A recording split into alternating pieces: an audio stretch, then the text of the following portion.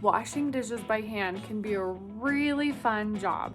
Sometimes it's fun to fill up the whole sink with water and lots of bubbles, but oftentimes we only have one pan. And when you just have one pot or one pan, it's kind of wasteful to fill up the whole sink with water and with bubbles, right? So I want to show you how to wash just one pan today. When you're washing one pan, you just put a little squirt of the soap in there. You don't need a ton, because if you have a ton of bubbles, you're gonna have to wash a ton of dishes. And I can give you a ton of dishes to wash, but I don't think you'd like that very much. So just a little squirt. Then, because you only have one dish, you only need a little bit of water in there. So just put enough water and then use a sponge, because that can soak up the water, and then you'll have enough water for the entire pan. So if you want to use a lot of water, perfect. I'll give you a lot of dishes to wash. Also want to make sure that you use hot water. Don't use cold water because it won't get the stuff off. The hot water is actually kind of magical because it can clean the dish better. It kind of loosens up the food. It also can kill the germs. So you want to use the hottest water that your hands can handle. Don't burn yourself though. So after you've got a little bit of soap and a little bit of water in your pan, then you're gonna wanna use the scrubby side of your sponge and you're gonna work it all the way around the whole pan.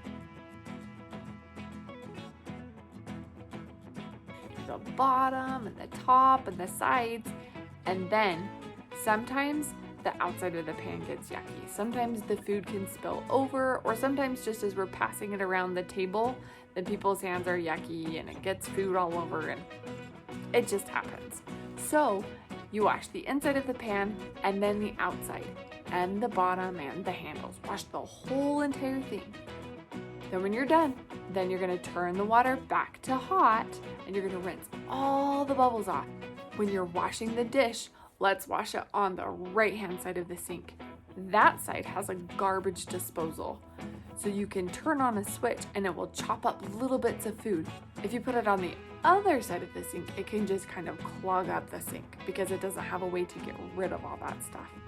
So sometimes there's little bits of food that you're scrubbing out even after you've scraped it really well. And so you want to make sure to use the right-hand side of the sink that has that garbage disposal. Then here's the trick. After you wash all the bubbles off so your pan is clean, run your hand around the inside of the pan and make sure that there's no chunks left on. You got to get the whole entire pan clean. So if it's smooth all the way around on the inside and on the outside, you did a great job. After you've checked that, go ahead and grab the clean hand towel off the oven door and you're going to dry the whole entire dish and put it away. And that's it. So when you're washing the dish, you've got to make sure that you wash it, rinse it, and dry it, and put it away.